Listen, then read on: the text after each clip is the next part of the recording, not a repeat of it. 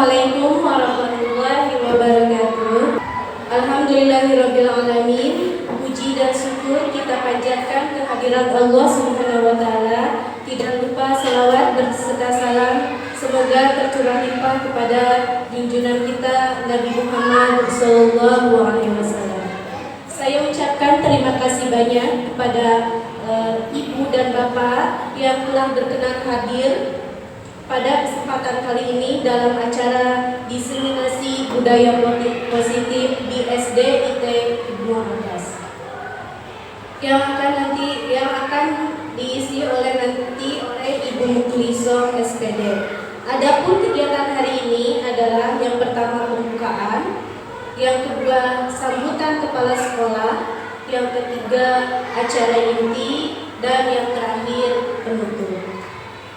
Baik, untuk menambah keberkahan pada kegiatan hari ini, kita mulai aja dengan ucapan Bismillahirrahmanirrahim. Kedua yaitu sambutan dari Bapak Kepala Sekolah SD Ibnu Abbas. Kepada beliau monggo dihaturkan.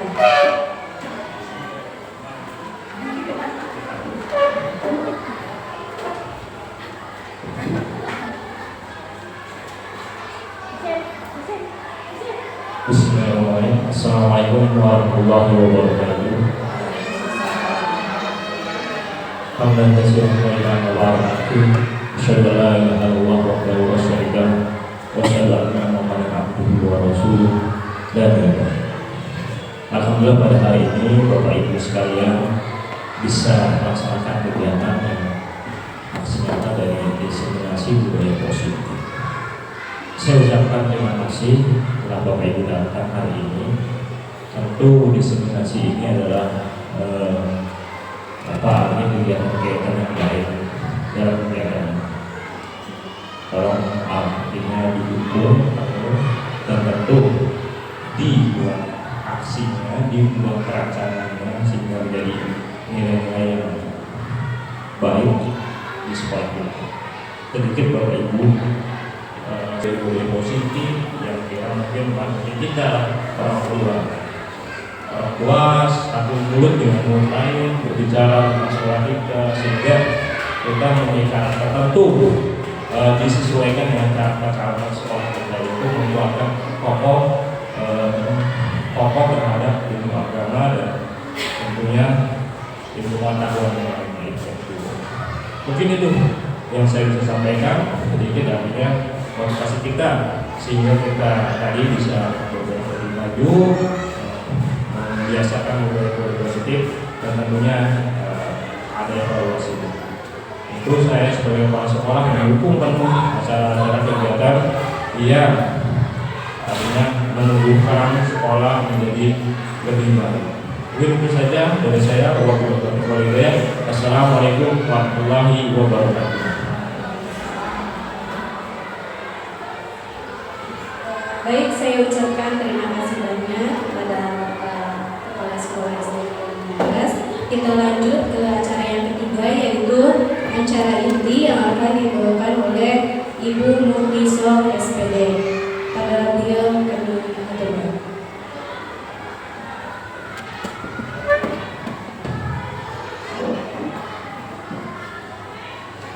Assalamualaikum warahmatullahi wabarakatuh. Alhamdulillah wa syukurillah la haula wa la quwata illa billah. Amma ba'du. Saya hormati Bapak Kepala Sekolah SD Ibnu Abbas, Bapak Dedi Nugraha SPD. Yang saya hormati Bapak Ibu yang telah berkenan hadir pada hari ini. Puji syukur alhamdulillah, mari kita panjatkan keberkahan Allah Subhanahu wa taala karena dengan limpahan rahmatnya kita semua dapat berkumpul menghadiri acara diseminasi budaya positif. Selanjutnya sholawat serta salam adalah kita limpahkan kepada junjungan kita Nabi Muhammad SAW, kepada keluarganya, sahabatnya, dan sampai dengan pengikutnya di akhir zaman. Bapak Ibu yang saya hormati, acara pada hari ini adalah aksi nyata budaya positif yang merupakan penugasan saya sebagai guru penggerak pada modul 1.4.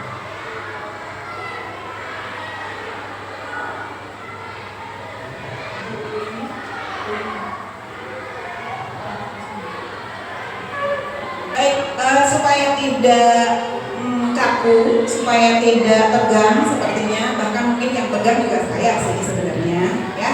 Mari saya ajak untuk semua berdiri berhadap-hadapan. Jadi kalau MC dalam hal ini karena duduknya sendirian mungkin bisa dengan yang lain, dengan Pak Dedi berarti dengan dengan Pak Arwi. Oh gitu. Sekarang. Mari kita coba. Yang tadinya mungkin masih kepikiran hal lain, yuk kita senyum. Senyum dengan lawan kita selama 30 menit. Berarti senyum. Saling tersenyum. Harapannya akan menumbuhkan aura-aura positif. Mangga. Saya menghitungnya agak lambat, biar lama. Oh gitu ya, baik. Baik, cukup Bapak Ibu. Terima kasih ya. Jadi sepertinya tadi agak tegang ya, mungkin saya ya. Jadi alhamdulillah dengan kita semua tersenyum, harapannya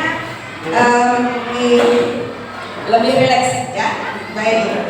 Selanjutnya, acara kita ini tentu harus dilaksanakan dengan baik dan tidak hanya aturannya itu dari saya atau kesepakatan itu dari saya. Mari kita buat kesepakatan di forum ini yang mungkin sudah saya awali dulu ya. Baik, jadi yang pertama adalah menghargai pendapat. Kemudian menjadi pendengar yang baik. Kemudian yang ketiga adalah mengikuti kegiatan seutuhnya. Tentu ini tidak kaku ya Bapak Ibu, barangkali nanti ada hal lain. Misalnya saja sederhana banget, masa mau ke toilet tahan-tahan gitu kan. Nah, yang penting silahkan disampaikan dengan baik. Kira-kira apa selanjutnya? Ada yang mau berpendapat? Ada mau yang ditambahkan? Pak Karidi barangkali? Sudah ya? Apa dirasa cukup? Kalau memang dirasa cukup juga tidak apa. Cukup mewakili ya, alhamdulillah baik. Kalau memang dirasa sudah cukup mewakili, maka kita akan lanjutkan. Saya mengambil foto ini kebetulan kelas 6A yang saya ampu tahun ini. Jadi seorang guru yang baik itu harus memiliki kemampuan dalam mewujudkan budaya positif di sekolah. Jadi kalau skupnya guru minimal di dalam kelasnya masing-masing. Nah nanti harapannya ketika di dalam kelas itu sudah memiliki budaya positif, akan bersatu padu menjalankan semua budaya positif ini sehingga budaya positif yang dijalankan di kelas akan menjadi budaya positif yang sebenarnya sudah menjadi budaya positif sekolah, bukan kelas lain. Budaya positif tersebut dapat dijalankan dengan menerapkan konsep-konsep inti. Jadi dalam menerapkan budaya positif ini ada 6 konsep ya, sesuai modul yang saya pelajari di modul 1.4 ada 6 konsep inti. Apa saja itu? Yang pertama adalah disiplin positif. Kemudian yang kedua, motivasi perilaku manusia. Yang ketiga, keyakinan sekolah atau kelas. Yang keempat, kebutuhan dasar manusia. Yang kelima, posisi kontrol restitusi. Dan yang terakhir adalah segitiga restitusi.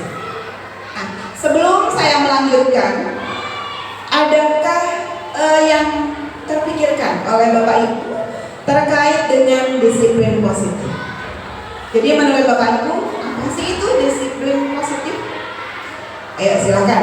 Barangkali ada yang hendak memberikan pemikirannya tentang disiplin positif. Bapak Ibu silakan. Pak Karini barangkali, apa sih Pak yang terpikirkan oleh Bapak ketika ada kata-kata disiplin positif? Terima kasih. berkaitan dengan disiplin positif sesuai dengan asal katanya disiplin positif. Kalau menurut saya disiplin positif itu adalah sesuatu kegiatan yang dilakukan secara berulang-ulang dengan tujuan agar ada perubahan yang lebih baik. Misalnya potong kuku setiap hari Jumat, seperti itu kita laksanakan 2 pekan sekali misalnya, seperti itu. Baik, Masya Allah, luar biasa. Ini akan ditambahkan oleh Bapak Kepala Sekolah. Terima kasih. Menurut saya adalah disiplin positif. Kalau disiplin kan sesuatu yang menempatkan pada tempatnya, menempatkan pada tempatnya, sedangkan positif kan yang baik. Sebenarnya disiplin ini sudah jelas itu tidak menempatkan sesuatu pada tempatnya, tetapi positif. Dalam artian positif ini membangun kedisiplinan, ini dengan banyak hal, terutama misalnya disiplin tanpa reward dan disiplin tanpa hukuman, sehingga membangun kesadaran diri. Karena pendidikan ini kan lari-larinya kesadaran. Kalau nggak sadar-sadar ya, mungkin itu Bu dari disiplin positif adalah kebiasaan membangun kesadaran melalui tadi tidak ada lagi hukuman, tidak ada lagi reward, gitu, sehingga dirinya sendiri memahami bahwa perlunya seperti ini, misalnya tidak terlambat sekolah, perlunya tidak terlambat. Saya sadar bahwa kalau terlambat saya akan kehilangan pelajaran sekian menit. Ya, terima kasih. Baik Bapak, terima kasih. Ya, dari jawaban-jawaban Bapak Ibu tadi sudah betul ya. Ini saya hanya menggarisbawahi lagi bahwa disiplin positif merupakan cara penerapan disiplin yang mengajarkan anak bertanggung jawab dan menumbuhkan kesadaran diri berdasarkan nilai-nilai kebajikan. Disiplin positif lebih ke arah disiplin diri yang dapat mengontrol diri dalam melakukan segala tindakan. Jadi yang punya peran pengontrolan itu bukan pihak lain, bukan pihak luar, tetapi betul-betul dari dalam diri. Jadi tidak dipengaruhi misalnya kalau dipuji gitu, wah tambah semangat nih gitu. Nah, disiplin diri dapat membuat murid memahami dan menyadari berdasarkan motivasi internal, bukan akibat paksaan, pujian ataupun hukuman. Jadi betul-betul siswa ini memiliki kesadaran. Nah, ada beberapa karakter di kurikulum Merdeka ini ya, yang terkandung dalam profil pelajar Pancasila. Itu ada 6 karakter. Jadi yang pertama adalah beriman, bertakwa kepada Tuhan Yang Maha Esa dan berakhlak mulia. Jadi ini kaitannya dengan religius ya. Kemudian karakter mandiri, kemudian berkebinekaan global, bergotong royong, kreatif, dan bernalar kritis. Ya, jadi harapannya sekolah itu bisa membuat siswa-siswi ini tumbuh dan berkembang sesuai dengan profil pelajar Pancasila. Dan kalau kita lihat ini tidak ada yang bertentangan ya dengan pemahaman kita. Artinya religius itu menjadi poin utama. Ya, jadi beriman dan bertakwa serta berakhlak mulia. Karena implementasinya adalah akan terlihat dari akhlak siswa tersebut. Kemudian mandiri. Anak-anak ini harapannya bisa tumbuh dan berkembang dengan baik di sekolah itu kemampuan atau karakter mandiri. Jadi tidak kemudian harus motivasinya harus dari eksternal dulu gitu ya, tidak. Nah, tetapi dalam hal ini tentu perlu kerjasama. Artinya sekolah mungkin memang menjadi tempat untuk kemudian bertumbuh dan berkembang, tetapi fondasinya tetap berawal dari dulu. Oleh karenanya perlu sinerginya antara orang tua siswa dengan kita sebagai guru di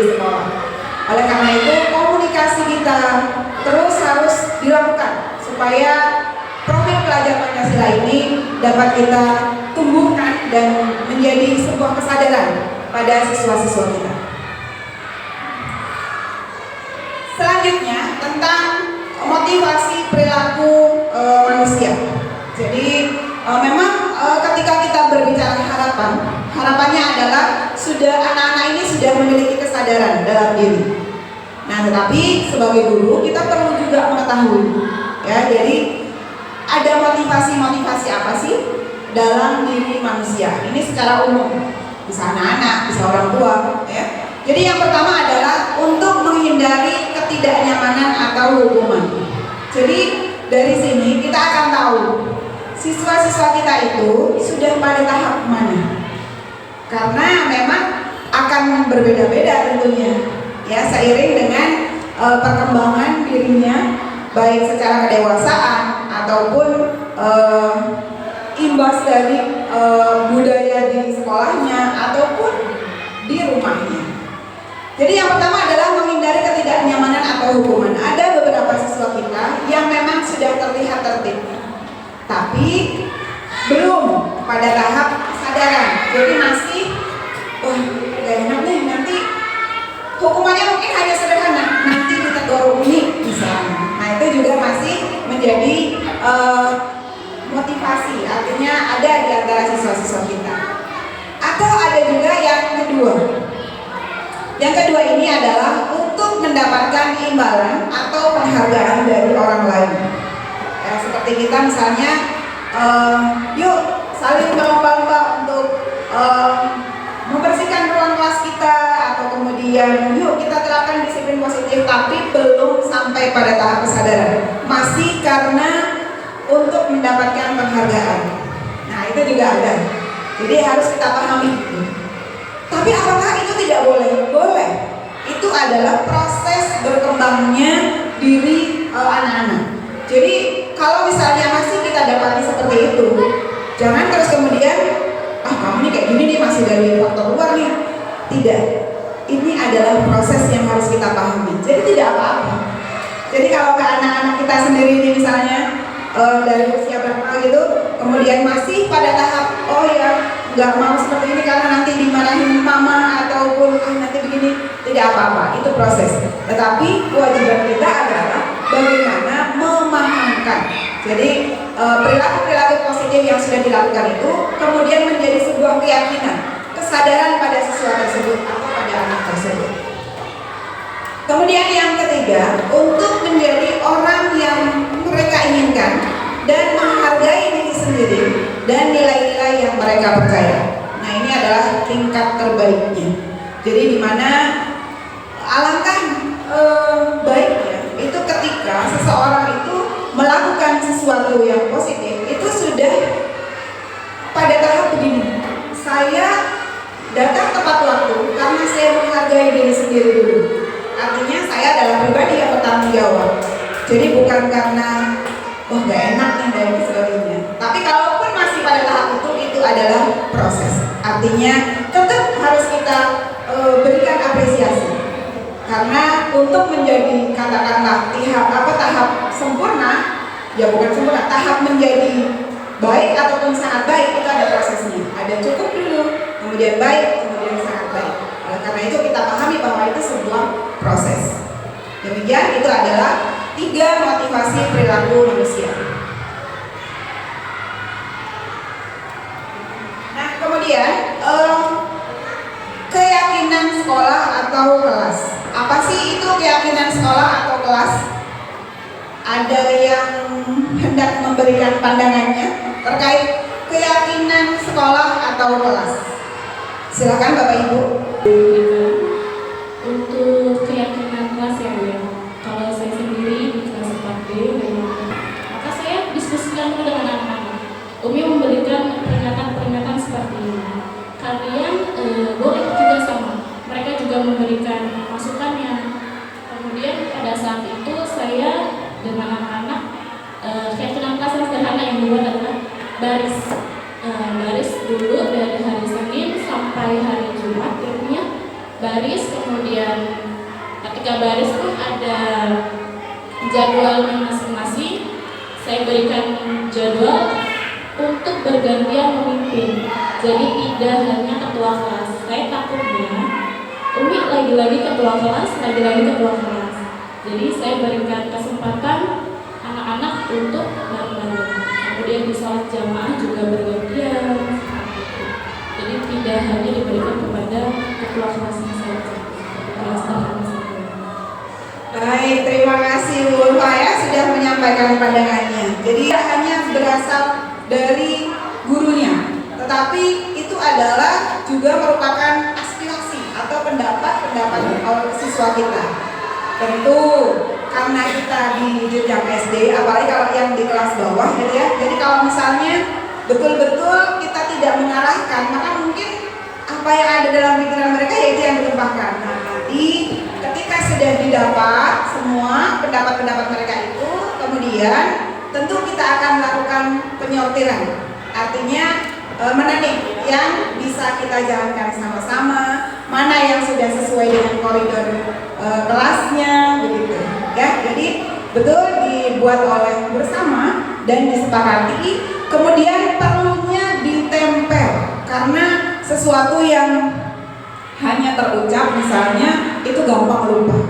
Nah jadi walaupun memang kalau memang sudah punya kesadaran itu maka tidak perlu, tetapi karena ini adalah orang banyak maka perlunya dokumentasi. Artinya kita tempel di ruang kelas kita untuk kemudian kita jalankan bersama-sama.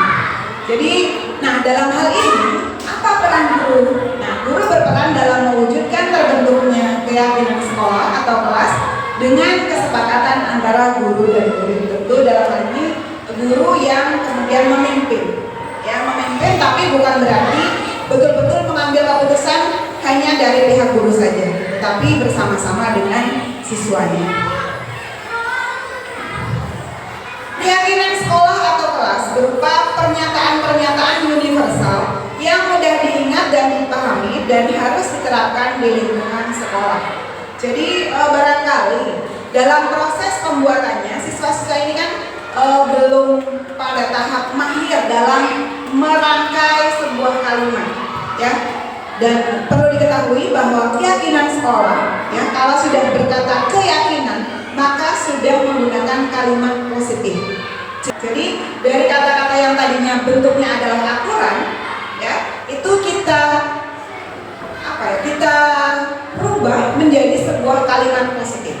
Harapannya ini menjadi sebuah kesadaran. Karena kan kalau kita praktekkan ya ke anak-anak, jangan malah nambah dilakukan. Ya enggak Bapak Ibu? Ya kan? Kalau ketika kita bilang jangan ini malah dilakukan. Jadi ketika keyakinan sekolah atau kelas ini, maka dari kalimat-kalimat yang tadinya masih berbentuk aturan, maka kita rubah menjadi sebuah keyakinan yang desainnya adalah kalimat positif. Demikian Bapak Ibu. Nah ini adalah contoh keyakinan kelas, misalnya di kelas atas, ya, misalnya bekerja sama menjaga kebersihan kelas. Jadi tidak ada kata-kata jangan, gitu nggak ada, ya. Ya, jadi intinya adalah kalimat positif, supaya itu menjadi sebuah kesadaran. Menjaga dan meletakkan barang sesuai tempatnya, tepat waktu dan aktif di kelas.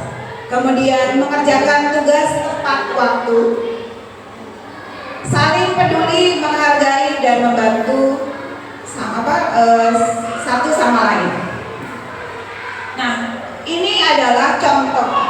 Mungkin kita bisa praktekkan di kelas kita masing-masing. Adapun yang sudah melaksanakan, terima kasih kepada Bu Ulfa kelas 4D, ya, yang sudah melaksanakan itu. Dan bahkan mungkin di kelas-kelas yang lain pun sudah. Cuma tadi hari ini yang sudah mempresentasikan di depan kita semua adalah kelas 4B. Adakah pertanyaan? Baik Bapak, silakan. Saya membuka sesi pertanyaan ini bukan berarti saya akan dengan benar menjawab, tetapi silakan. Barangkali nanti kita bisa sharing bersama-sama. Mangga Bapak. Mangga Ibu. Baik. Terima kasih. Konsep budaya positif dari mulai disiplin positif, motivasi perilaku manusia, dan keyakinan sekolah. Ini dari keyakinan sekolah ini yang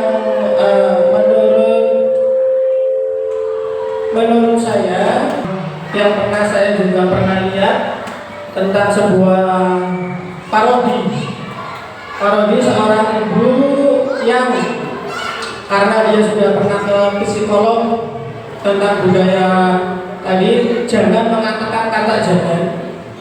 Ketika anaknya main HP sambil tiduran dan dengan sabar sampai 3 kali dia mengucapkan tidur, tidak direspon sama anaknya, sampai akhirnya si ibu mutak akhirnya muncul nalurinya sebagai seorang ibu.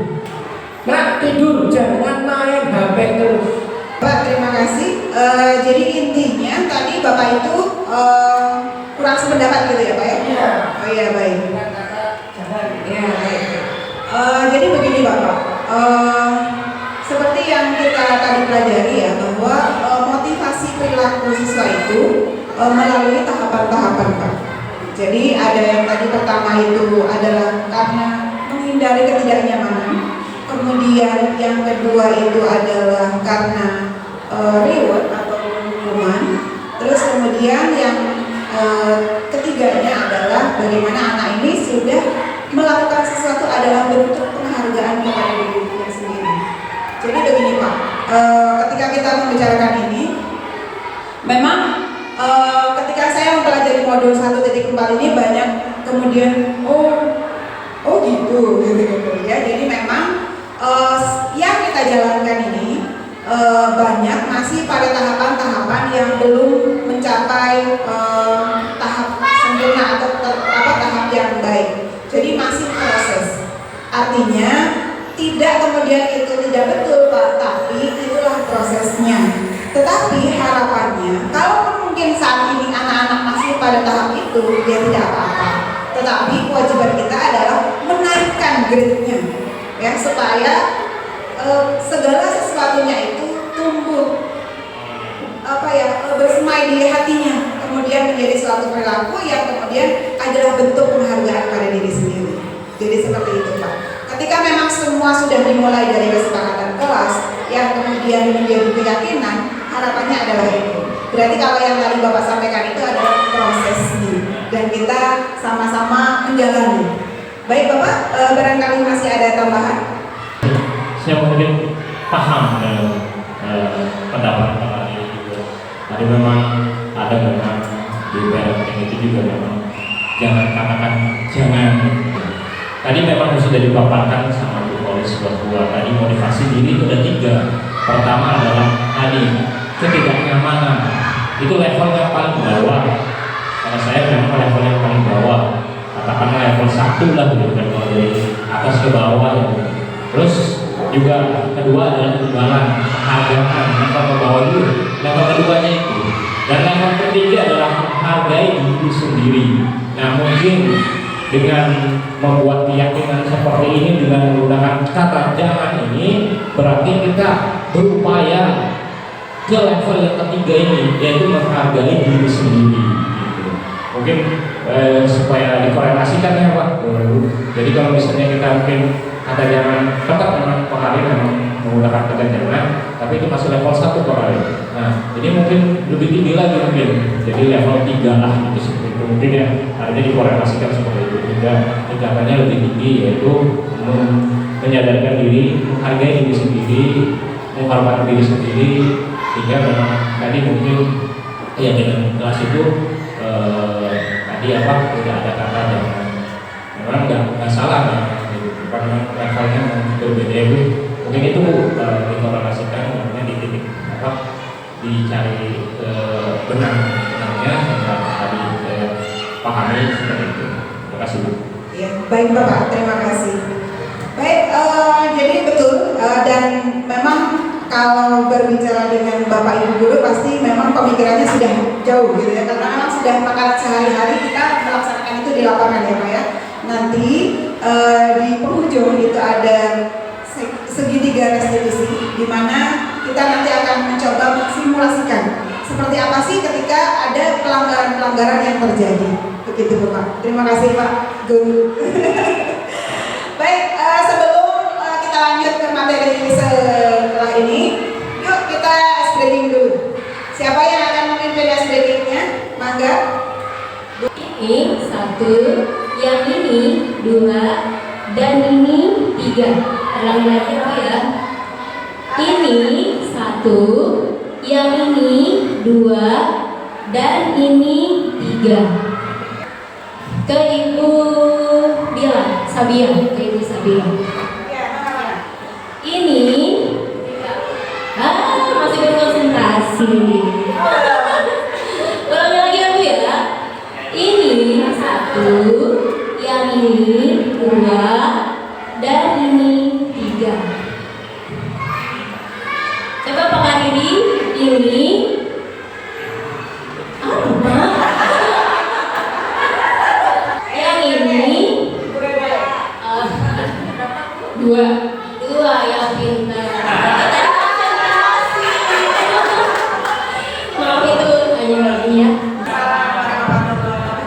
Wah, terima kasih sekali nih untuk Ibu Dewi yang sudah memberikan ice breakingnya. Dan lumayan buat kita berpikir ya. Saya tadi bayangannya ketika ice breaking itu mau senang-senang, mau lucu-lucuan, mau ini malah suruh mikir. Waduh, tambah. Tapi luar biasa karena memang kadang kayak kita nih sudah ibu-ibu gitu ya, jadi kalau terlalu energik juga wah bahaya juga nih gitu kan. Jadi oke lah, tadi sudah cukup mewakili. Terima kasih Ibu Dewi. Baik, cukup Bapak Ibu, kita lanjutkan dengan materi selanjutnya. Baik, ice breakingnya sudah. Nah kemudian kita akan membedah tentang kebutuhan dasar manusia. Jadi ini perlu kita ketahui sama-sama apa sih kebutuhan dasar manusia. Nah ini ada pernyataan seperti ini. Ketika seorang murid melakukan sesuatu perbuatan yang bertentangan dengan nilai-nilai kebajikan atau melanggar aturan, hal itu sebenarnya dikarenakan mereka gagal memenuhi kebutuhan dasar mereka. Nah, kebutuhan dasar manusia itu apa saja sih? Ya, jadi boleh sambil melihat ke sebelah kanan. Nah, di situ ada foto kami sedang berdiskusi, memikirkan bagaimana ini langkah kita ke depan. Baik, yang pertama adalah kebutuhan dasar manusia tentang bertahan hidup. Ya, kemudian kasih sayang dan rasa diterima. Ketiga adalah penguasaan. Yang keempat kebebasan. Yang kelima adalah kesenangan. Baik, sebelum kita lanjut kepada studi kasus, maka perlu kita bedah satu-satu ini. Artinya bertahan hidup itu apa sih? Bapak Ibu, barangkali yang ada yang akan memberikan pandangannya terkait bertahan hidup. Apa menurut Ibu tentang kebutuhan dasar manusia tentang bertahan hidup? Mangga Ibu. Terima kasih Bu. Ya, Bertahan hidup untuk dasarnya Bu. ya, kebutuhan dasar manusia. Kebutuhan dasar manusia makan dan minum, misal contohnya, sangat dibutuhkan. Dari sandang juga pakaian. Iya betul. Mungkin lebih ke ya kita aja ya. Iya, baik. Terima kasih Ibu sudah menyampaikan pandangannya. Ya, betul sekali ya. Jadi bertahan hidup, kebutuhan dasar manusia itu adalah bertahan hidup. Ini berkaitan dengan rasa lapar, ya, makan, minum dan sebagainya. Oleh karena itu, kadang kita melihat, nanti kita akan bedah sebuah kasus di mana kadang-kadang anak ini melakukan sesuatu atau melanggar aturannya itu karena memang ya mungkin dia lapar gitu kan. Jadi terkait itu. Nah, itu perlunya kita pahami supaya kita tidak salah dalam memberikan bimbingan kepada siswa ini. Jadi harus kita pahami bahwa yang pertama adalah bertahan hidup. Betul sekali berkaitan dengan rasa lapar ya. Dan mungkin jangkauan luasnya masih banyak, tapi kita akan membedah secara sederhana saja. Baik, yang kedua adalah kasih sayang dan rasa diterima. Baik, ini barangkali Ibu Rere, silakan. Terima kasih nih. Mungkin ya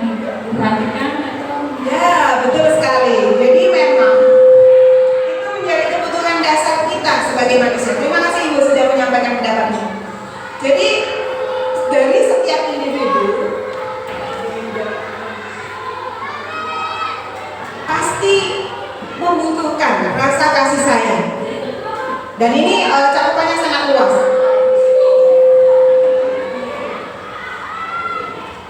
Dan kaitannya dengan kita, dengan guru dan siswa sekolah, tentu bagaimana kita membersamai siswa kita itu dengan penuh rasa kasih sayang, karena itu pasti menjadi kebutuhan dasar oleh siswa-siswa kita.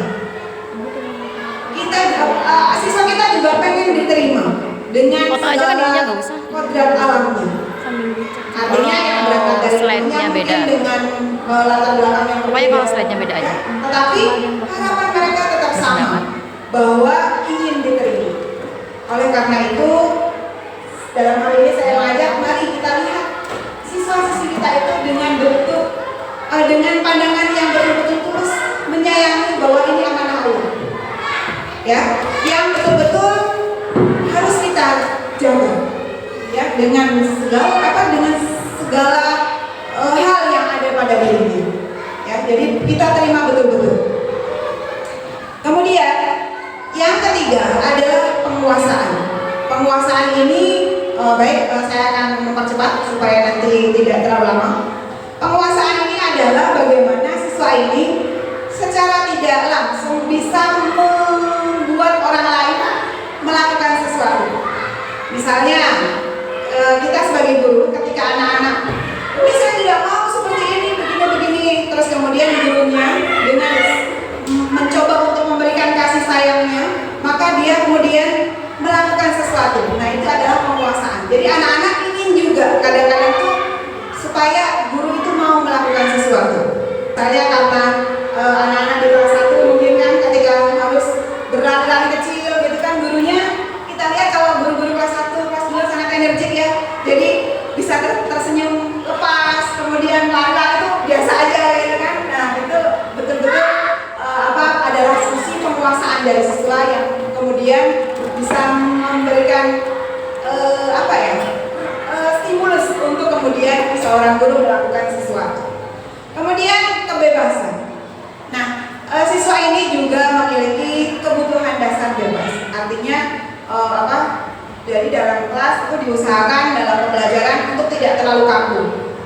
Seperti yang sudah kita jalankan, misalnya kayak layout meja kursi saja. Nah, itu adalah bentuk pelayanan kami, pelayanan kita kepada siswa-siswa untuk memberikan ruang gerak yang berbeda. Jadi tidak selalu maju ke depan, berbaris ke depan dan sebagainya. Itu kita berikan ruang-ruang itu.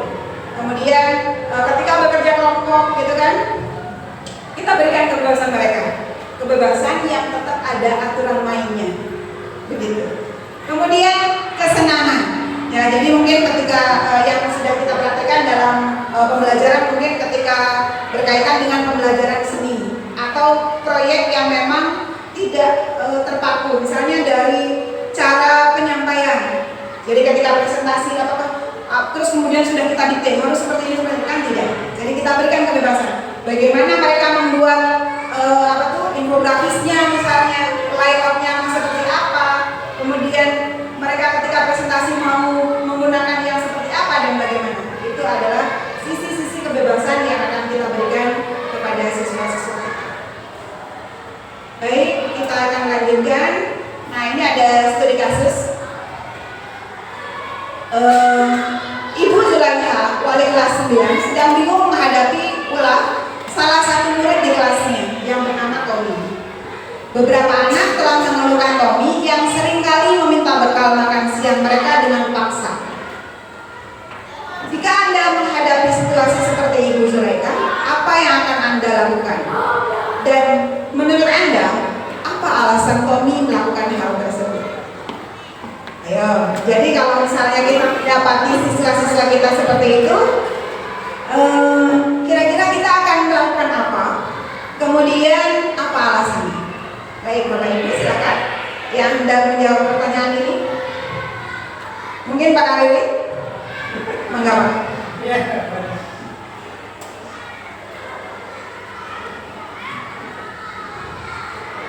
Ya, baik, terima kasih Ibu pada studi kasus. Jadi ceritanya si Tommy minta bekal temannya gitu. Iya Pak. Jadi meminta-minta secara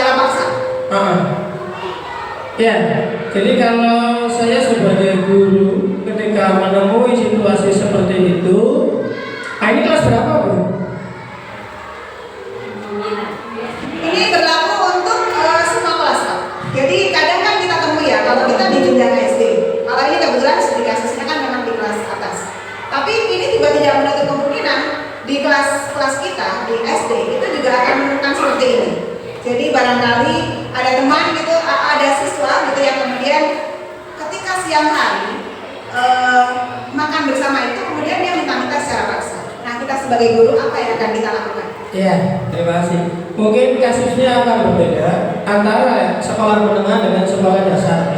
Karena kalau sekolah menengah, perkembangan mereka sudah ke arah abstrak, sedangkan perkembangan anak sudah ke area abstrak, sedangkan untuk perkembangan anak, terutama anak sekolah dasar tingkat bawah, itu perkembangannya masih konkret.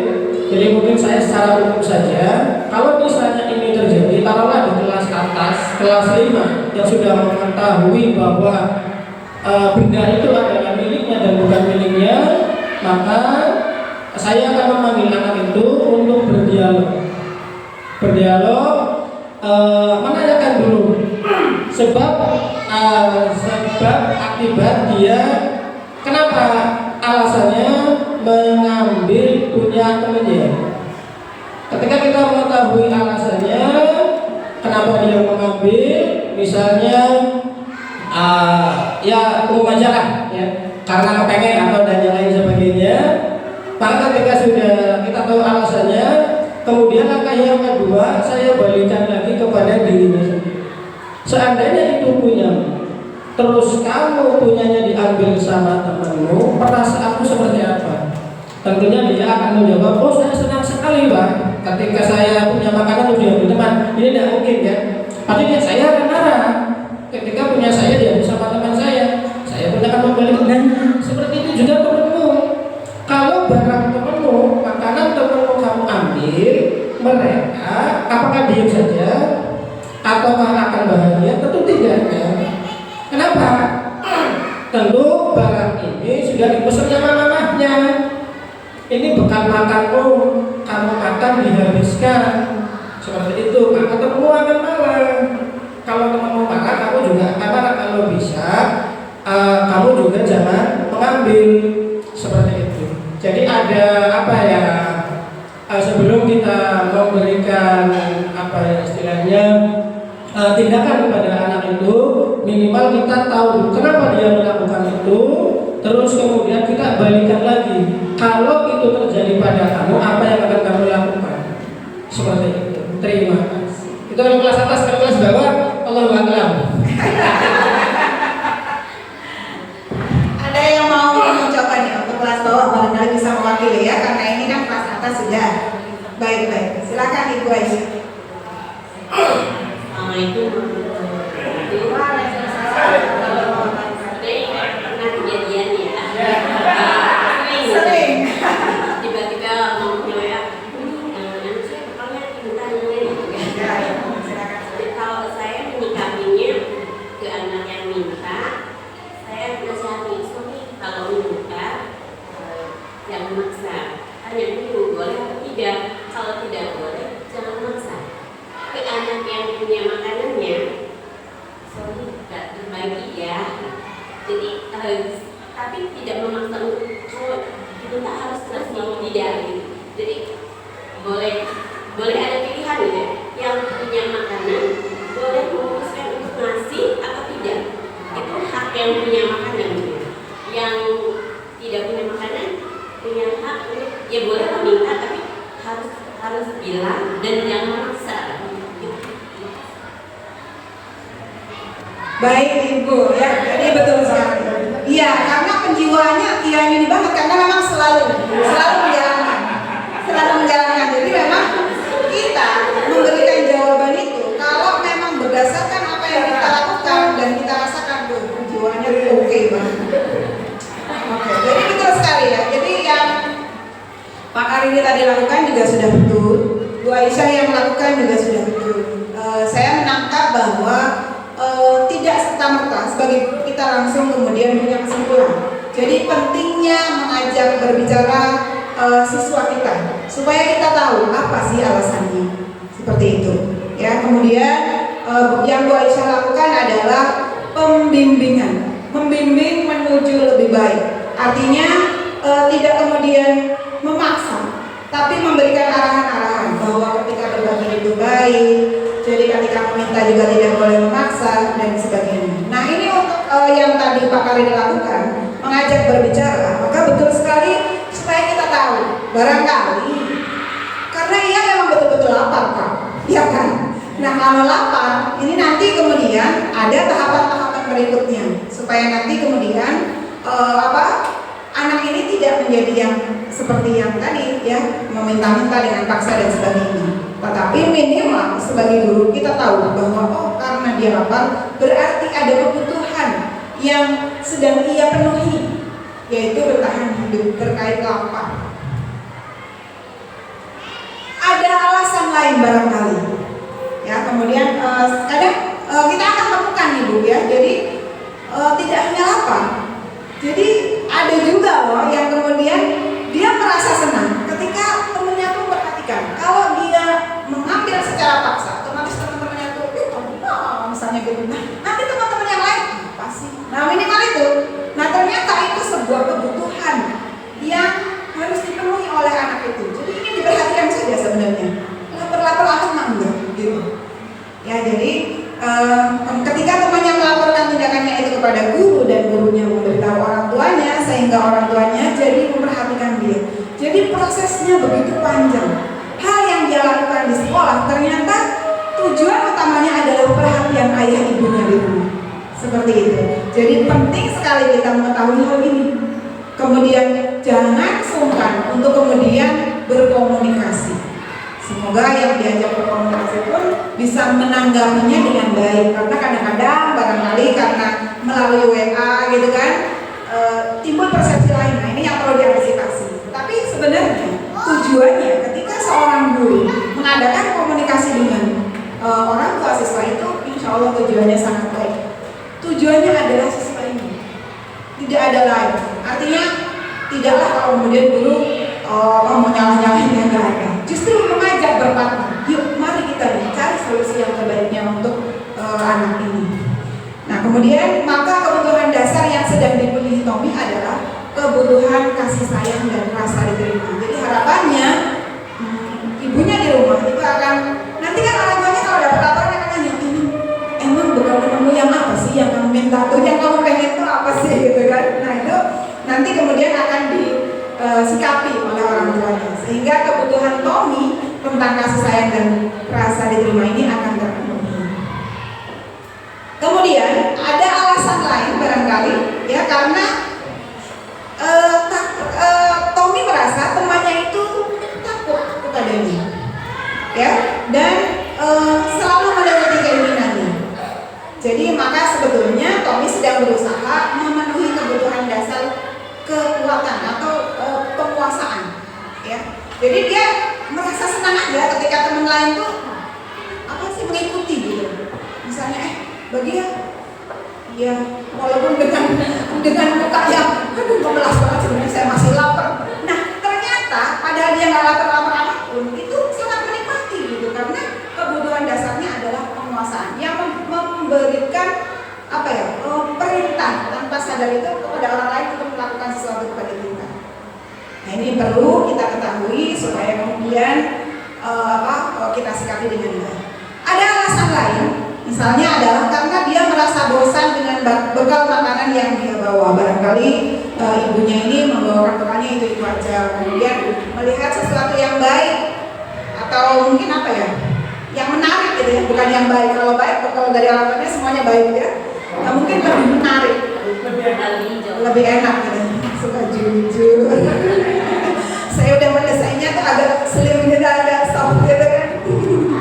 Baik, ya jadi karena itu dia ingin mencoba makanan teman. Nah teman-temannya yang beraneka ragam, maka Tommy sedang berusaha memenuhi kebutuhannya akan kebebasan. Ya, jadi kebutuhannya itu hanya ini sebenarnya nyobain ini rasanya kayak gimana sih? Kok bukan kamu aneh sih, kayak apa sih? Nah gitu seperti itu. Itu adalah kebutuhan dasarnya.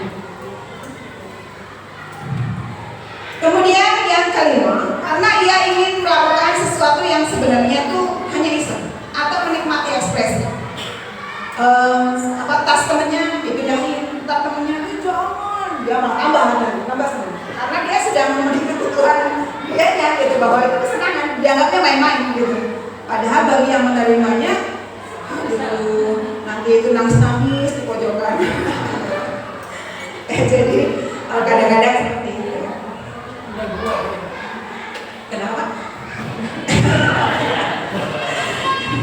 Wah, jangan-jangan, yuk kita flashback ke belakang sedikit. Jangan-jangan dulu kita seperti itu. Baik, nah kalau tadi yang kita bahas adalah alasan-alasan siswanya. Nah, sekarang bagaimana kita, posisi kita sebagai seorang guru? Kalau tadi alasan-alasannya sudah kita kupas, ada yang karena kebutuhan kebebasannya, kesenangannya, ya. Nah, ini ada posisi kontrol kita sebagai guru. Ada di mana kita? Nah, ini nanti kita akan mencoba merenung, flashback di posisi mana kita berada. Pertama adalah guru sebagai penghukum. Jadi kalau kita sebagai guru hanya berpikir ketika anak salah maka kita berikan hukuman, berarti posisi kita adalah penghukum. Kemudian yang kedua adalah posisi kontrol sebagai pembuat rasa bersalah. Ada biasanya nih lebih kepada ibu-ibu. Berbicaranya memang pelan, disampaikannya dengan pelan. Nah, kamu kenapa seperti itu? Itu kan membuat teman-temanmu pelan gitu. Tapi itu tuh sebenarnya sangat masuk kepada siswanya yang membuat siswa itu merasa bersalah. Ya, jadi ini pun belum ideal, walaupun ya ada ya kan. Bahkan mungkin sebagai penghukum pun kita iya gitu. Ya, jadi mari kita bedah ini supaya kita tahu di mana sih posisi kita. Kemudian ada juga guru yang memposisikan dirinya sebagai teman. Jadi ketika menegur siswanya itu kadang ya dengan senyum-senyum, misalnya terlambat, kayak misalnya Pak Ridwan nih berdiri di depan gerbang gitu ya. Kemudian misalnya ketika ada yang terlambat, kamu ini kok terlambat lagi? Ayo besok nggak boleh ini lagi ya. Nah, jadi dengan senyum-senyum biasa aja gitu. Itu berarti beliau sebagai guru sedang memposisikan sebagai teman. Jadi santai gitu, nggak yang agak gimana gitu kan. Jadi ayo, kalaupun ada misalnya hal yang harus dilakukan, tapi tetap dengan senyum-senyum bahkan ketawa-ketawa. Jadi biasanya anak-anak yang mendapat perlakuan seperti ini ya kayak gitu. Jadi ya Pak, besok nggak lagi deh Pak, mau ya Pak, langsung boom balik. Ada yang juga yang keempat adalah guru sebagai penantang. Jadi setelah berbicara, kemudian memberikan arahan-arahannya, itu biasanya ada juga yang memposisikan sebagai penantang. Jadi beliau ini akan mengamati. Jadi terlihat sekali gitu, mengamati. Oh ayo ini seperti apa. Dan ini anak-anak pun akan tahu bahwa dia sedang dimantau, itu akan tahu. Nah, yang ideal adalah posisi kontrol seorang guru itu harusnya sebagai manajer, ya. Nah, nanti kita akan melihat bagaimana sih seorang guru yang berada pada posisi manajer, ya. Jadi saya jelaskan secara singkat saja. Jadi kalau seorang manajer itu tahapan yang awal tadi sudah ya, jadi berbicara, kemudian menanyakan alasannya, kemudian menanyakan keyakinannya apakah sesuai dengan dirimu, gitu, apakah sesuai dengan apa yang kamu yakini, begitu. Tapi kemudian menggali siswanya untuk kemudian bertanggung jawab. Artinya tanggung jawab ini bukan berasal dari gurunya, tapi digali melalui siswanya. Ya, nanti kita akan praktekkan di materi yang selanjutnya. Jadi idealnya begitu. Jadi idealnya seorang guru itu memposisikan dirinya sebagai manajer, di mana ketika melakukan evaluasi itu harapannya ada gagasan-gagasan baru itu timbulnya dari siswa, bukan dari guru. Baik, kita akan lanjutkan. Nah, di antara kelima posisi kontrak tadi ya, sudah ya, bahwa posisi yang paling ideal adalah sebagai manajer. Nah, guru dapat berbuat sesuatu bersama murid, mempersilahkan murid mempertanggungjawabkan dan mendukung murid agar menemukan solusinya. Jadi gagasan-gagasan itu harapannya adalah muncul dari siswanya. Nah, ini berkaitan dengan tugas saya kemarin di demonstrasi kontekstual. Itu saya sudah menerapkan di kelas. Jadi ada beberapa kami mengambil 2 kasus. Yang satu itu tentang keterlambatan sekolah dan yang satu biasa kalau anak laki-laki itu terkait dengan ini Pak, yang diejek gitu sama bapaknya itu biasanya masih ada seperti itu. Saya coba praktekkan itu di kelas saya.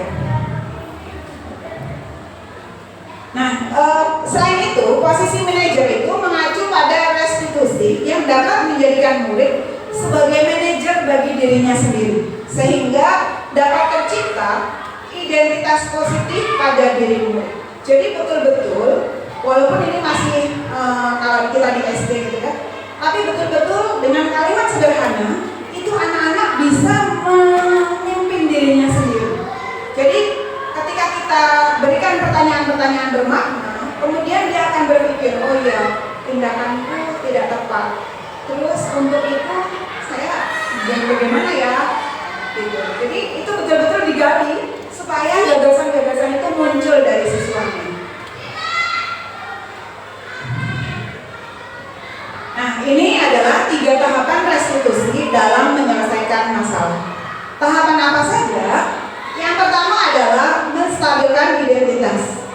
Kemudian validasi tindakan yang salah. Kemudian menanyakan keyakinan.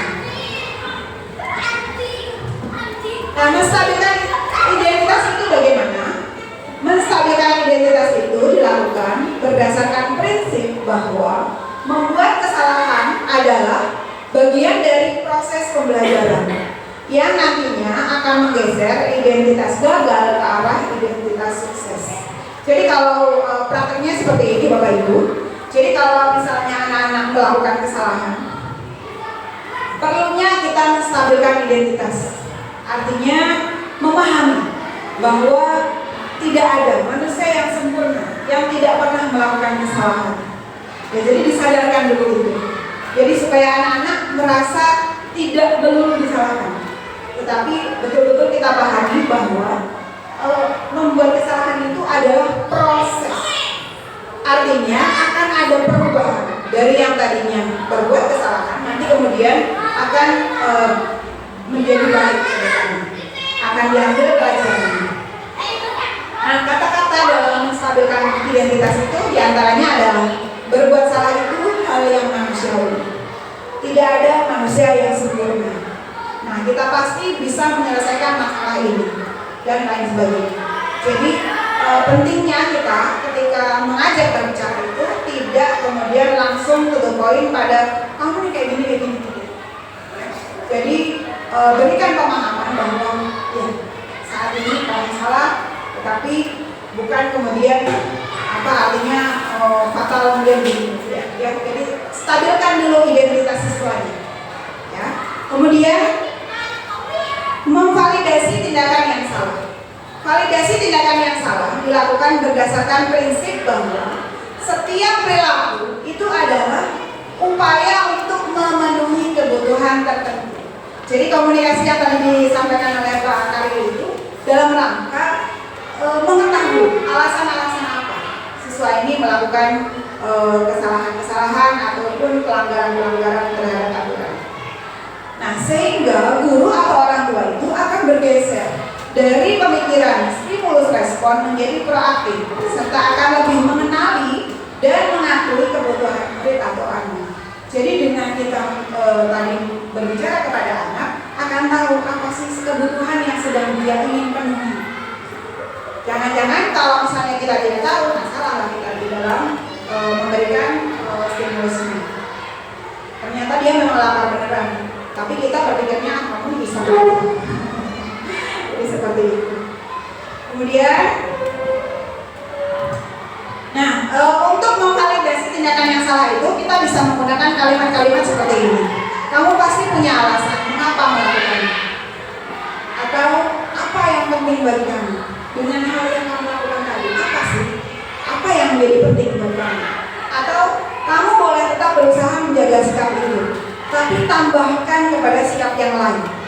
Misalnya, kalau kamu ingin tertarik dengan makanan kamu besok, yuk kamu juga tetapi harapannya itu timbul dari siswanya ya, bukan kita yang mengarahkan, supaya nanti dia berpikir, oh baik, karena kalau makanan orang itu lebih enak kayaknya, jadi saya besok akan bawa lebih banyak, kemudian kita saling bertukar makanan. Nah, itu juga bagian dari solusi ya, tapi harapannya itu adalah timbul dari siswanya, bukan kita yang kemudian yaudah besok kamu bawa yang banyak terus saling tukar gitu. Harapannya kesadaran itu sudah muncul dengan stimulasi-stimulasi yang kita berikan, begitu. Atau kemudian, maukah kamu belajar cara lain untuk mendapat hal yang kamu butuhkan itu tanpa harus, kalau ini misalnya memukul atau apa, tapi misalnya tanpa harus meminta dengan paksa.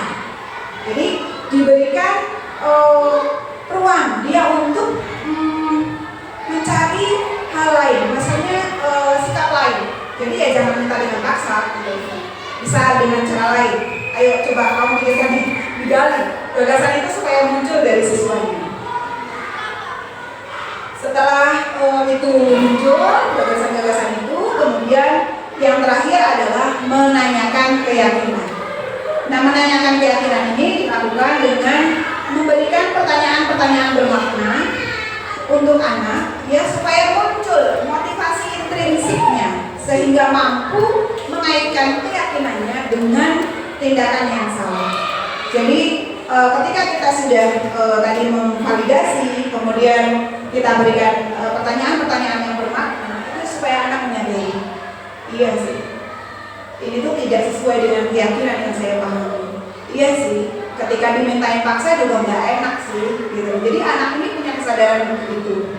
Kemudian dia nanti akan memahami, timbul motivasi intrinsiknya tanpa ada paksaan dari kita sebagai guru. Seperti itu. Nah, pertanyaan-pertanyaan yang dapat kita gunakan diantaranya nilai apa yang kita percaya di sekolah, atau nilai-nilai apa yang sudah kita sepakati.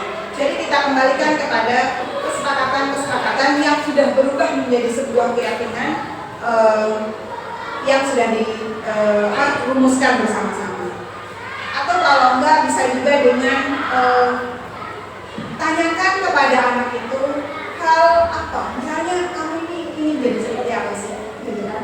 Atau misalnya kelas yang ideal menurut kamu seperti apa sih? Jadi supaya dia mengungkapkan apa yang dia pikirkan, ya, jadi mengungkapkan dengan sendiri gagasan-gagasannya, apa yang dia pikirkan, gitu. Kemudian juga tidak lupa kita menanyakan perasaannya. Jangan-jangan ketika orang lain tersiksa dia malas. Nah, kemudian apa yang kamu rasakan ketika kamu melakukan itu? Kamu menjadi orang yang seperti apa? Nanti dia akan berpikir, ya saya jahat banget ya, masa teman saya kesel banget malah saya senang. Jadi proses berpikir itu harapannya akan tumbuh di siswa-siswa kita. Baik, demikian. Nah, tapi sebelum kita akhiri, bolehlah kita mensimulasikan ini tadi bagaimana kira-kira ketika kita menyelesaikan masalah. Walaupun tentu tidak sekaku itu. Artinya, oh berarti harus tanya ini, terus kemudian ini, kemudian itu. Hanya seperti itu kan? Tidak. Tentunya dalam menyelesaikan masalah ini banyak tahapan-tahapannya. Tapi ini adalah hal yang esensi. Ini dulu. Kemudian kalau memang perlunya keterlibatan profesional, artinya kalau misalnya sudah kepada kesehatan, kalau tadi kan hanya sederhana ya, hanya tentang makanan, meminta makanan yang basah. Tapi kalau sudah terkait misalnya keselamatan dan sebagainya, nah ini kan kita tentu tidak hanya melakukan ini ya. Tentu kita akan melibatkan, misalnya memang perlu melibatkan puskesmas dan sebagainya, ya kita melakukan itu. Atau misalnya perlunya dengan kerjasama dengan kepolisian dan sebagainya, ya kita akan tempuh gitu. Nah, tetapi harapannya dengan anak-anak mempunyai pemahaman dan sudah dilatih untuk mempunyai kesadaran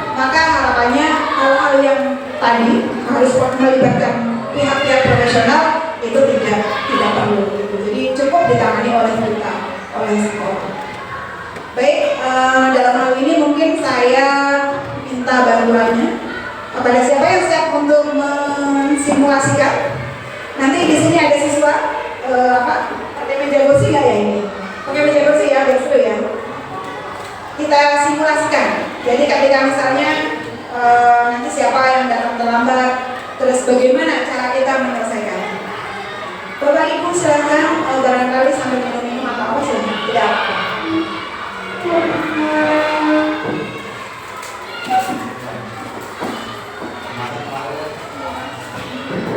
Nah, kursinya berarti berhadapan.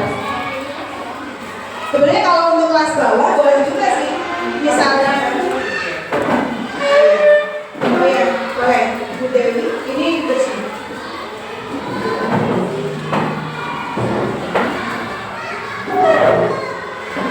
Kalau misalnya kita bayangkan yang kita konseling adalah siswa kelas 1 atau kelas 2, kalau nggak ada hadapannya begini juga mungkin anak ini bisa gemeteran ya. Jadi ini fleksibel saja. Jadi kebetulan mungkin yang akan kita konseling kelas atas nih ya Pak ya. Jadi bolehlah kita hadap-hadapannya seperti ini.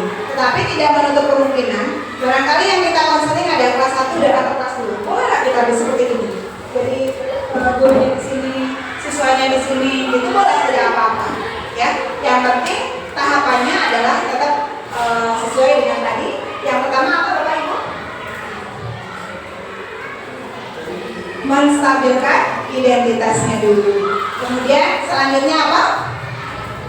Validasi tindakan yang salah. Kemudian yang terakhir adalah menanyakan keyakinan. Ya, baik. Dalam hal ini siapa yang akan mensimulasikan? Barangkali Bu Dewi dengan Bu Ulfa. Maka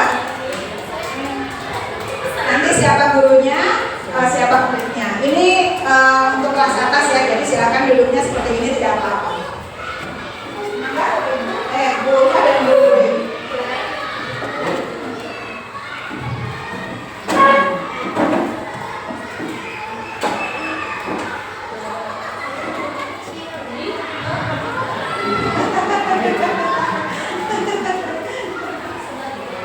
Oh boleh, boleh. Boleh sebelahnya juga boleh ya.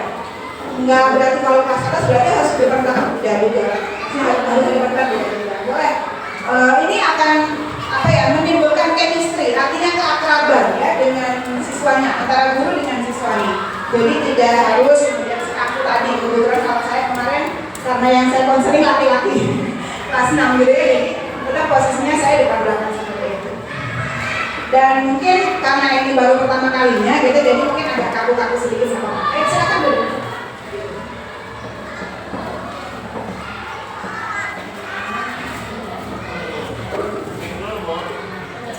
Sebentar.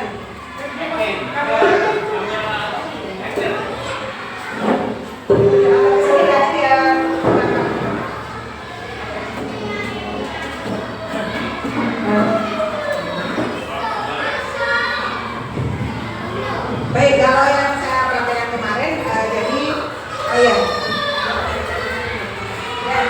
silakan karena ketika misalnya ini muridnya, ini gurunya, silakan tanyakan dulu apakah dia tahu ketika dipanggil itu kan jangan-jangan dia tidak tahu kenapa dipanggil gitu kan. Nah masalahnya mungkin terlambat mungkin ya, terlambat masuk aja.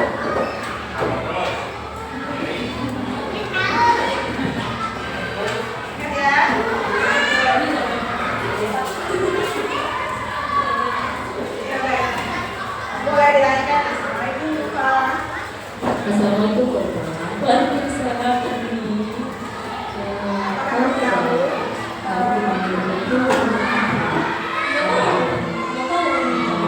Ya ini betul-betul dulu ya. Jadi anak SD itu memang dengan uniknya karena memang sangat dekat sekali. Jadi memang seperti ini. Tidak apa-apa. Silakan.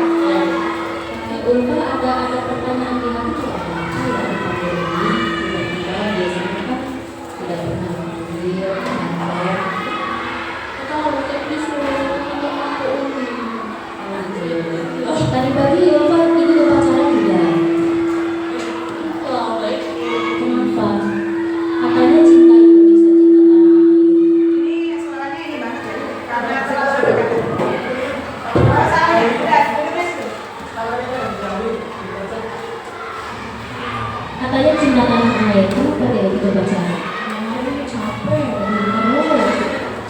tunggu lama. Soalnya makanya tadi terlambat datangnya. Iya, lambat tapi tuh males Umi upacara tuh Umi lama. Berarti tadi benar ya, ini datangnya terlambat. Tadi datangnya jam berapa kesini ke sekolah? Jadi jam 7.30. Masuk sekolah sebenarnya jam berapa? Jam 7 Umi. Oh, berarti terlambat 30 Udah, menit. distabilkan dulu bahwa kan tadi sudah ditanya-tanya ya, sudah tahu, terus kemudian distabilkan. Baik, ini mengerti apa bahwa ya mungkin tidak selalu gitu ya, mungkin ada hal lain gitu sehingga menimbulkan keterlambatan di sekolah. Oke. Ya. Jadi nanti 3 poin ini harus terlihat dari pembicaraan. Baik, kita silakan dulu. Ya. Nah, kalau untuk 1 atau 2 kali mungkin baru mengalami. Tapi ini kalau mau tahu alasannya, kenapa terlambat ke sekolah? Tadi itu kan Nisa kan punya adik Umi. Jadi bundanya antarin dulu ke adik dulu. Padahal aku bilang sama udah dulu. Tapi kalau bundanya ke adiknya nangis. Terus aku terus ke adik dulu. Oh gitu, sebenarnya bisa ini teman-teman. Tapi tadi pagi kamu jam berapa? Kamu jam 5. Jam 5. Tapi tetap terlambat ya, rumahnya jauh ya. Nonton TV dulu Umi. Ya, Eva, Umi. ini Salim. Ini ya, datang. Solusinya itu jangan dari gurunya. Jadi menurut kamu supaya tidak terlambat apa yang bisa kamu lakukan? Menurut Ulfa, bagaimana supaya Ulfa itu tidak terlambat lagi datang ke sekolah? Biar selalu ikut upacara. Soalnya Ulfa sudah 4 kali ini jadi ikut upacara. Ya.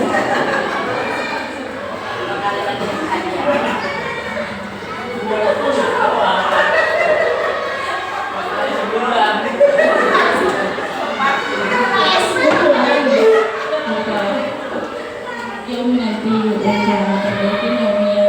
Maaf ya Umi. Kalau Ulfa suka terlambat nanti mungkin kalau Ulfa kan kalau Ulfa udah pagi Umi. Namanya yang Mungkin dari kecilnya ini ya. Ya nanti berarti adiknya nanti dulu ya Umi ya. Iya. Antar Ulfa ke sekolah dulu baru antar adik ya Umi ya. Maaf ya Umi. Jadi adiknya terlambat aja ya Umi ya. Jangan, Solusinya bukan itu. Berarti solusinya berangkatnya lebih pagi. Jadi adiknya tidak terlambat, rumahnya juga tidak terlambat. Tapi ini lagi-lagi tidak boleh bergantung dari gurunya. Anaknya yang digali supaya dia berpikir apa ya kira-kira yang bisa saya lakukan. Oke, silakan. Jadi bagaimana? Ya nanti datangnya lebih pagi lagi ya Umi. Maaf ya Umi. Kalau terlambat, ya kami maafkan dan semoga kedepannya lebih baik ya. Iya Umi. Semangat terus belajar ya. Siap Umi. Jangan ini tidur terlalu malam. Baik, nah itu sudah. Terus kemudian menanyakan keyakinan. Jadi apakah ini sesuai? Buka, kamu tahu apakah ini sesuai dengan keyakinan kita bahwa keyakinan itu maksudnya bukan agama ya, artinya gini, kesepakatan yang sudah dibuat itu bahwa datang tepat waktu gitu, arahnya ke sana. Apakah sudah sesuai dengan keyakinan yang kita buat? Keyakinan yang sudah Tadi Ulfa sudah berjanji ya, sudah sepakat dengan ya bahwa nanti datang lebih pagi lagi supaya bisa mengikuti upacara. Apakah sudah sesuai sesuai dengan keyakinan dengan yang kita sepakati? keyakinan kita yang kita sepakati? Iya Umi, insya Allah Umi. Belum Umi, jadi harus mengakui bahwa dia belum Umi. Keyakinan apa yang kamu langgar? Datang tepat waktu. Jadi nanti akan tahu kesalahan saya itu apa sih. Iya belum Umi. Keyakinan apa yang kamu langgar? Berarti keyakinan apa yang kamu langgar? Aku upacara, datang ke sekolahnya telat, harus sebelum waktu. Kan kata Umi harus datang tepat waktu. Aku mau tahu ini loh. Itu kan kesepakatan kita. Jadi kesepakatan itu memang sudah dibuat. Jadi gitu ya. Ya baik. Tidak apa-apa ya karena memang ini tidak kami persiapkan. Tidak ada skrip yang saya bagikan. Jadi betul-betul ini penunjukan langsung. Jadi tidak apa-apa.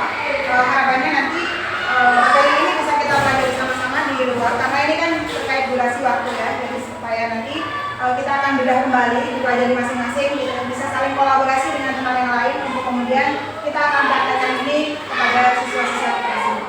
Terima kasih kepada Ibu Ulfa dan Bu Dewi yang telah mensimulasikan ya bagaimana penanganan siswa kita yang menggunakan segitiga restitusi. Sebelum saya akhiri, barangkali akan ada sesi tanya jawab kembali, walaupun saya batasi satu pertanyaan saja supaya tidak terlalu memakan waktu. Maka barangkali ada yang mau bertanya, yang tentunya nanti akan kita bahas sama-sama, bukan berarti akan saya jawab juga ya. Nanti kalau memang saya bisa menjawab, saya akan jawab.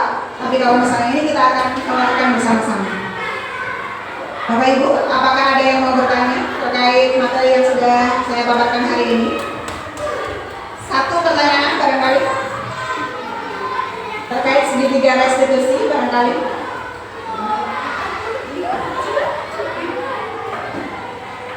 Jika memang ada kalimat, oh ya, mangga punya.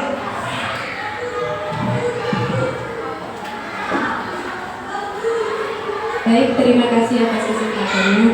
Masya Allah, materinya sangat sebenarnya santai, tapi sangat mengena gitu ya. Terima kasih. Di sini saya jadi berpikir sebagai guru ada di posisi mana saya. Betul sekali. Saya ketika mempelajari modul ini juga, iya benar sekali. Mangga silakan dilanjut. Karena ini sangat sesuai sekali gitu ya, saya sebagai guru di posisi manakah saya merasa kuliah kita itu yang ideal itu harus sebagai seorang manajer gitu. Walaupun ya kita tidak se-ideal itu gitu. Yang saya ingin tanyakan di sini bagaimana gitu tipsnya selain kita belajar terus gitu ya, mencari ilmu baik itu dari ini gitu ya, kita diskusi atau kita buat latihan-latihan, tipsnya supaya kita itu setidaknya mendekati menjadi guru yang benar-benar sesuai gitu ya yang diharapkan gitu. Ya minimal ada 3 tahapan keempat apa kelima seperti itu. Terima kasih. Baik, Bapak Ibu, apakah ada yang ingin menjawab dari pertanyaan Ibu Nia? Jadi tips apa lagi selain kita belajar, selain kita diskusi sesama teman, tips apa lagi yang dapat kita lakukan supaya kita menjadi guru yang pada posisi kontrolnya itu bisa di tahap manajer? Maka Bapak Ibu silakan yang hendak berbagi dengan jawabannya.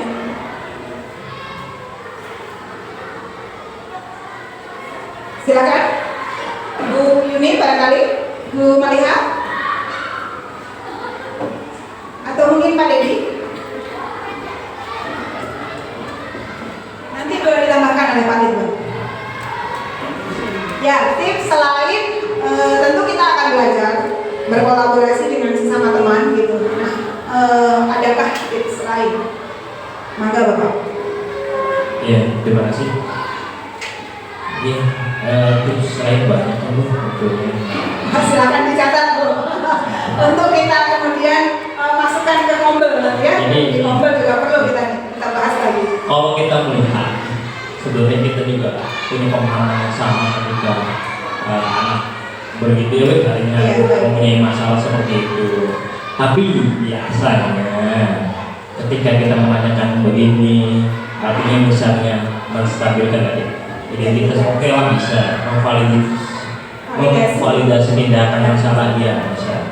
Nah, kadang-kadang mereka nggak keluar ketika menanyakan keyakinan bagaimana solusinya, bagaimana sendiri. Kadang-kadang diam. Gagasan-gagasan itu belum muncul ya. Paham bisa sekali karena beberapa kali mengatasi masalah, apalagi terutama kelas 1 pasti nggak paham mereka kemana.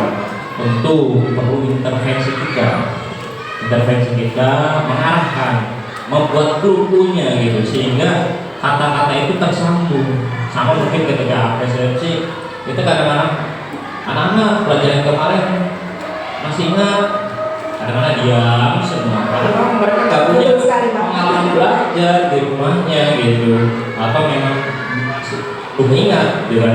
Kadang-kadang kita terus berupaya dulu memancing dengan clue-nya, ataupun mengawali pembelajaran dengan membaca dulu sehingga pasti mereka ingat pelajaran-pelajaran yang lalu gitu kan. Sama seperti yang tadi, harusnya kita memberikan clue tersebut sehingga mereka bisa merangkai sendiri gitu. Apa artinya membiaskan masalahnya sehingga mereka bisa memberikan solusi terhadap dirinya sendiri. Nah ini yang harus kita pahami, bahwa nanti nih kalau kejadian-kejadian gitu pasti anak lebih cenderung merasa bersalah gitu. Apa artinya mereka sadar bahwa mereka bersalah, tapi ada juga yang nggak merasa bersalah dan mereka diam saja ada gitu. Nah sebenarnya ini kan membangun kesadaran terhadap dirinya sendiri gitu ya, dan menghargai dirinya sendiri. Itu artinya kita dulu itu masalah yang seperti ini. Terus juga mungkin kita atau Bapak Ibu Saudara bukan hanya sekedar belajar teori, tetapi juga belajar prakteknya. Prakteknya itu dinamikanya adalah berbeda. Dinamikanya berbeda. Ketika dinamika ini berbeda, nah kita harus punya pengalaman-pengalaman yang berbeda tentu dengan guru-guru tersebut. Harus memang berkomunikasi dengan guru tersebut. Memang kita ini kan jarang berkomunikasi dengan kita sama-sama sendiri. Kita bermasalah, ketika ada masalah itu jarang sekali Bu. Nah ini artinya komunikasi, bagaimana tipsnya untuk keluar dari jalan-jalan tadi, misalnya harus ada clue-nya, harus ada sini sehingga kita bisa mencapai itu. Bukan hanya teori tetapi tadi pengalaman juga. Terus juga kita mau belajar. Kalau kita mau belajar, nah sekarang alhamdulillah di kita ada MM itu, kita mau belajar pun di situ semua. Atau orang marketplace-nya guru ya ada di situ semua. Ibu mau bullying ada di situ. Ibu mau mengefektifkan pembelajaran ada di situ. Ibu mau KSP kurikulum operasional standar sekolah ada di situ semua. Nah mungkin itu kita harus belajar di FM. Dan hampir kalau bisa setiap hari kita belajar.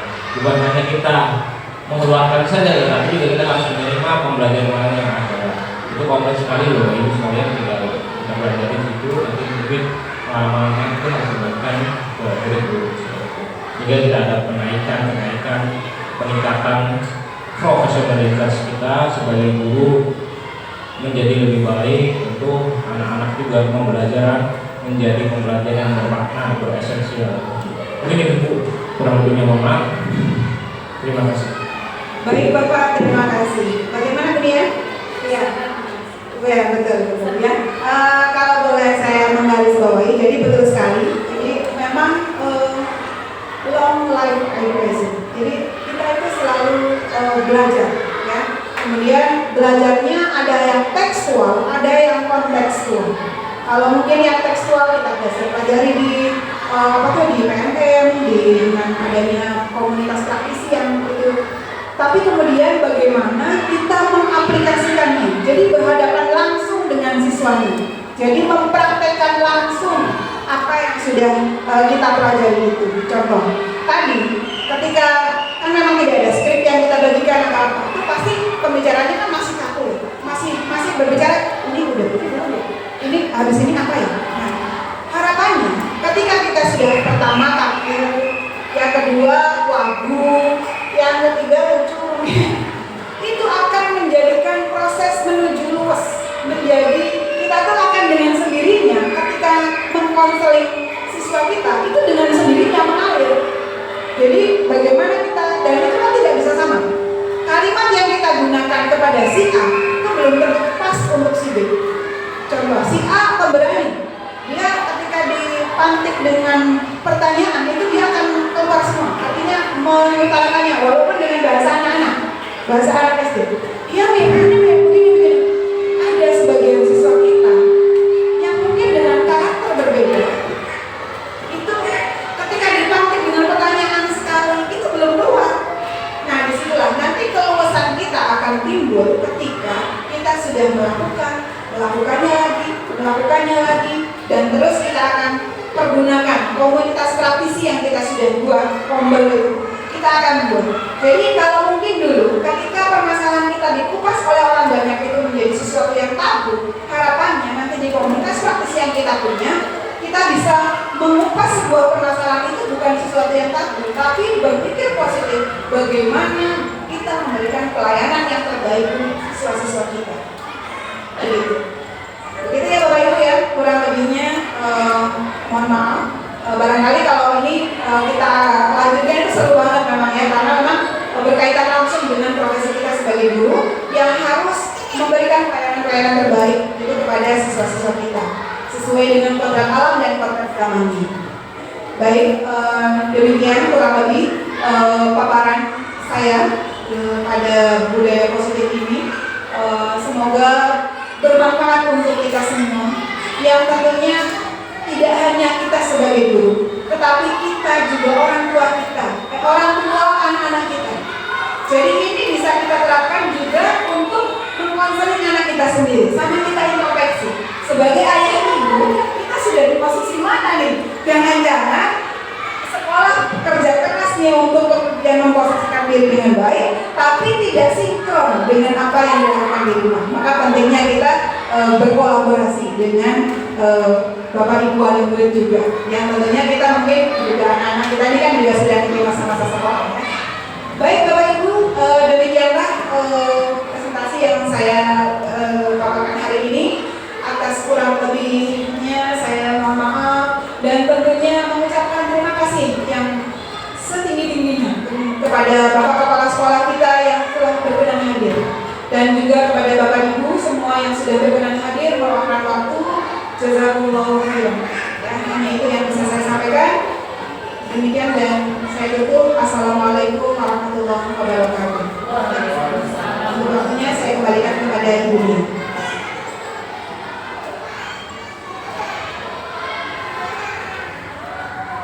Alhamdulillahirrahmanirrahim. Acara demi acara sudah kita lalui dengan baik. Saya selaku pembawa acara di sini mengucapkan terima kasih banyak atas waktunya yang berharga di hari ini.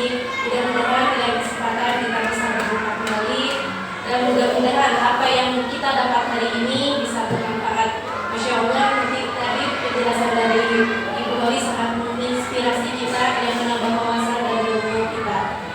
Saya tutup dengan doa kepada penulis.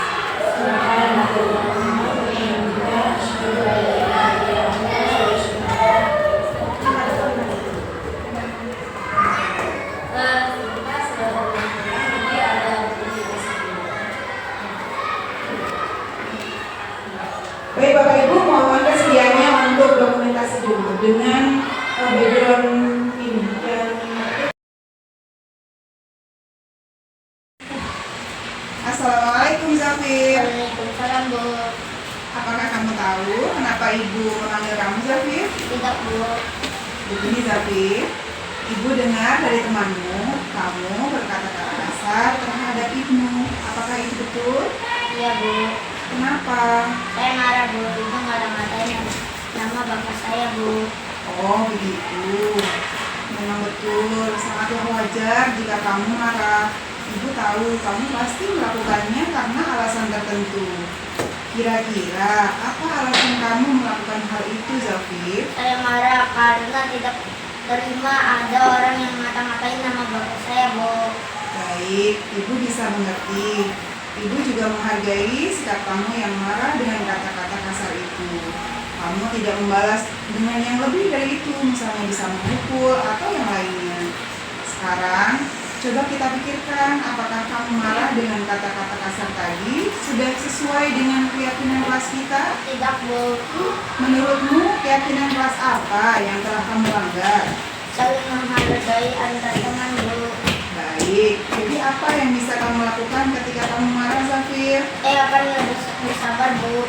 Apakah kamu bersedia untuk memperbaikinya, Zafir? Bersedia Bu. Apa yang akan kamu lakukan, Zafir? Saya akan meminta maaf pada Ibu dan akan lebih menahan diri Bu. Baik, berarti kamu telah menemukan solusinya. Kalau begitu, silakan kamu boleh kembali ke kelas ya, Zafir. Baik Bu, terima kasih. Sama-sama.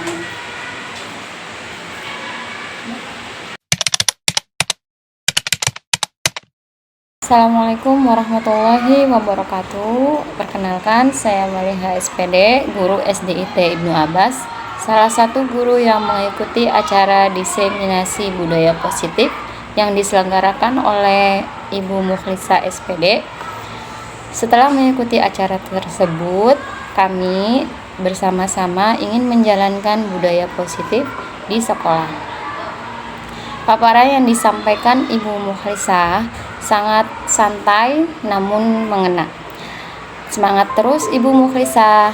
Assalamualaikum warahmatullahi wabarakatuh.